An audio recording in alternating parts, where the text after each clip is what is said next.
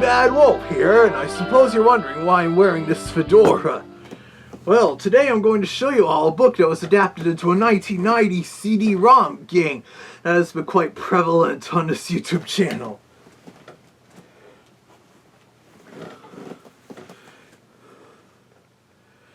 Little Monsters Scratch and Sniff Mystery by Mercer Mayer.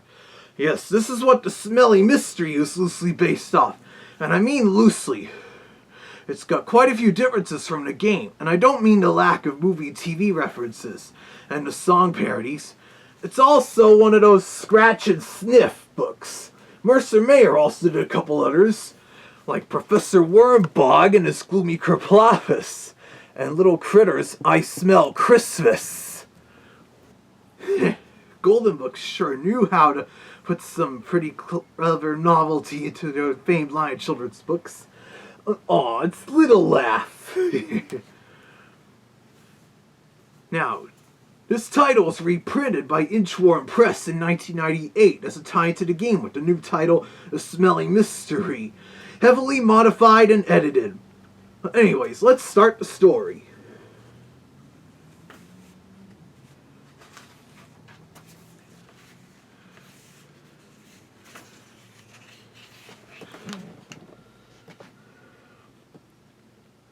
Yeah, Little Monster Private Eye's nickname here is Mystery Monster. Pretty odd, huh? And we get a mysterious voice telling Little Monster about what's happened. I do like the bit with Little Monster's mom calling from off screen there. What'd you do with the clean sheets? An undercover agent, huh? As some of you may know, I'm quite the master of disguise myself. Look at these.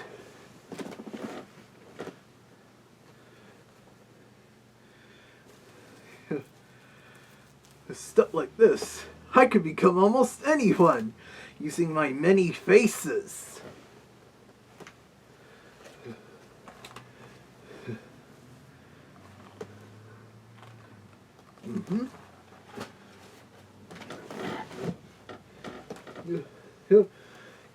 Yep, it's pretty, A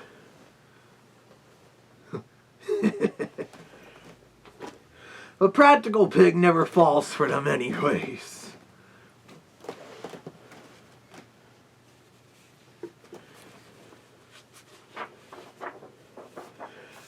Yeah, this story is told in the third-person point of view, unlike the game or some of the other Little Monster stories, or even Little Critter. Look at the Zipper-Umpa-Zoo here. Telling the kids to scratch and sniff the orange juice. Now, I can't scratch easily with these gloves on, so I'll use a nickel. Scratch and sniff.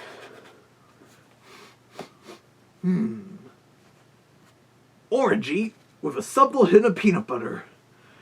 And also, there isn't any sleepover with Little Monster's friends. That was just made for the game. I wonder which of these Yallapappas kids is Yally. I like how Mrs. Monster's calling out for her son again. Where is that boy?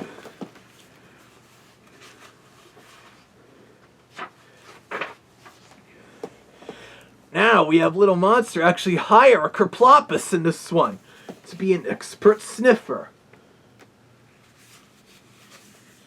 Like this here. That's not right, though. If you recall, in other older Little Monster books prior to that, Little Monster already has a pet Kerploppus. It's like in this, see? Well, on the older books and stuff, like, the Kerploppus would just bark and stuff. Yet in this, they made him able to talk, which was also carried over to the game, where they gave him that Sean Connery-like voice. Another Trollisk tale. I wonder if that has anything to do with this. How the Trollisk got his hat, which you may remember being adapted into a Golden Book video story in Herbert the Timid Dragon and other tales.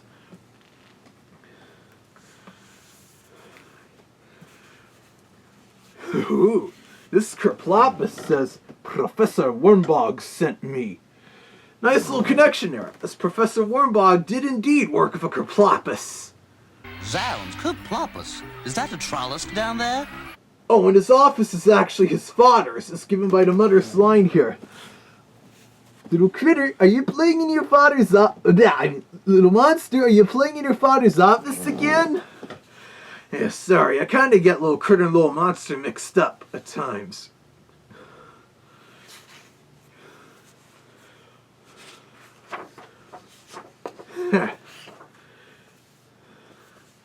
This bit, little monster and his Pop telling little monster to take a nap is pretty amusing. Like, bats, said Mystery Monster. Let me smell the salad.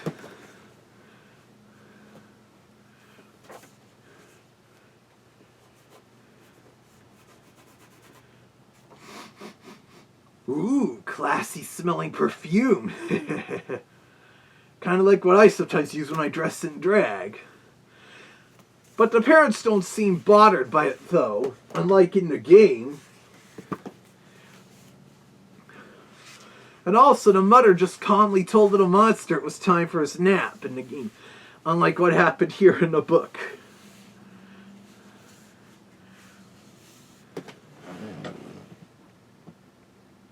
Oh, wait a minute.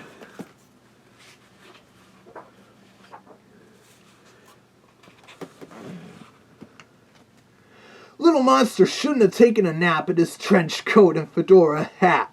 That must have been uncomfortable. But the whole note bit is pretty much the same as the game. But look, there's the smell switcher. He's pretty small, too.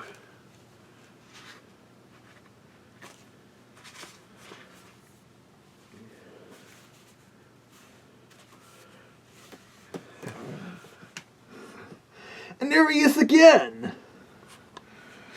As you recall in the game, this was made to the second page. Look at little monster's baby sibling. There. And now he and the Kerploppus are eating cookies as they drive their private eye-mobile. That wasn't in the game.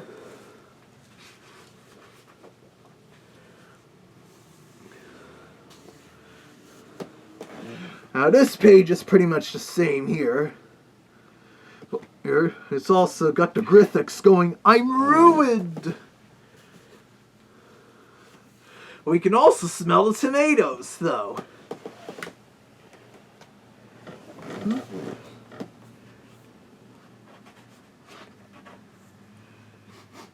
Ooh, strong pickle smell. And little monster, Mystery Monster, just says, pickles. That's kind of giving me a craving for some pickles. Well, I might eat pickles with pork, though, of course.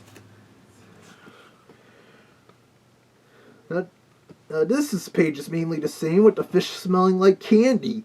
Except our gumshoes are still hot on the trail, the evil smell switcher. I do like these word bubbles. A pound of butterscotch fish, please, and yum yum, peppermint shark. Yeah, in the game he's given a voice kind of like Barney Gumble from The Simpsons. Some of the voices in the game sound pretty amusing, although it was still odd how they gave Little Monster a man's voice.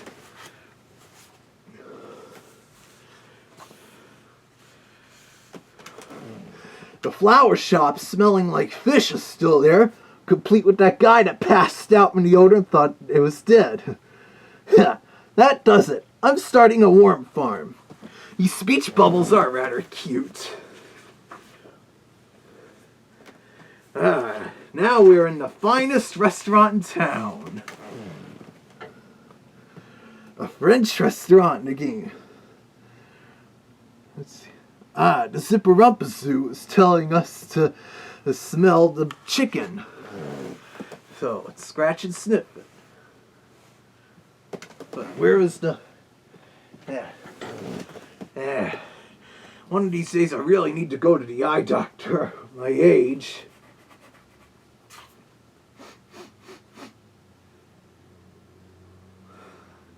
Smells like turpentine. Gee, does that bring back memories of when I dropped down to Practical Pig's kettle of boiling water and turpentine. In this game, the roast chicken smelled like bubble gum. Ooh, and Island Joe references. That's a staple of some of those Little Monster Professor Wormbog books, even in How the Trolls Got His Hat. Sponsored by Island Joe. Of course, the garbage dump smells lovely. So lovely that the monsters have come from everywhere for a picnic. Zip tells us to scratch and sniff again. I like how he announces it just as scratch and sniff. Well then, let's get the scratcher coin, aka a normal 5-cent nickel.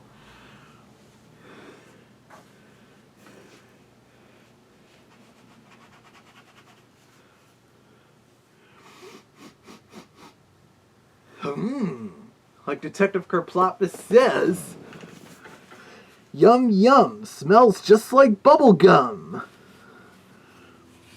And we still got the smell switcher hiding in the trash can, just like in the game, where the two monsters that sang the Islands of the Stream parody are sitting.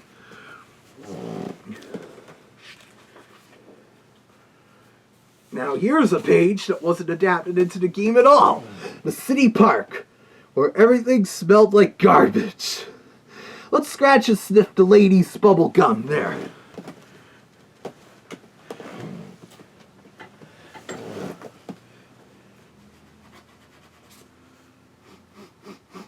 Phew, motor oil. Of course, today it has to be disposed of properly. Oh, now we're approaching the home stretch here. Now, let's see. Now we're in downtown here, like in page 11 of the game. Oh look, it's the letter-eating bomb and that from one monster after another. In the game, he helped deliver the final clue to our heroes. And the big city?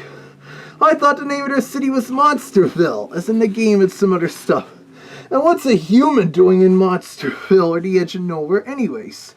Oh, now Mystery Monster is face to face with the evil smell switcher.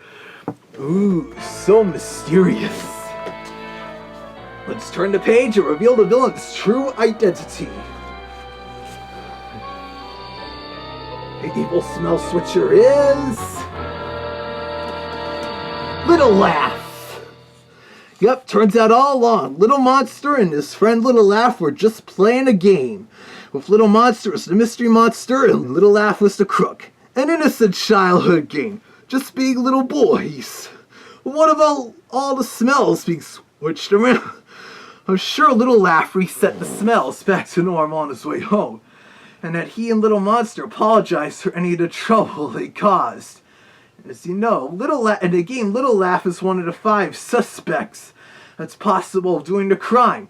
And if Little Laugh is the culprit, he'll admit he did it as a joke, since he's a little prankster in the game.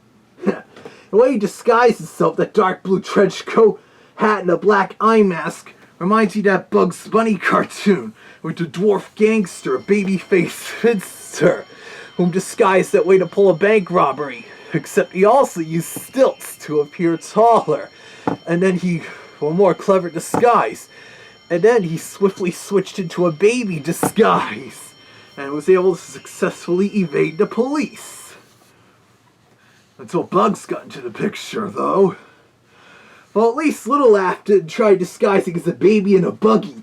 But I guess that would have been an obvious knockoff of the cartoon. But besides that, look at this line here, where they want to play the game again the next day, and Little Laugh can be the wicked green slobbery thing that ate the world. A variation of that line was used at the end of the CD-ROM version. What are we going to do tomorrow? We could play Little Monster, Space Ranger. Could I be the wicked green slobbery thing that ate the world? Sure thing, chum. Splendid. And there you have it. Case closed. Amazing how that Smelly Mystery game is 20 years old now, and thanks to this YouTube channel, it's enjoyed quite a nostalgia resurgence.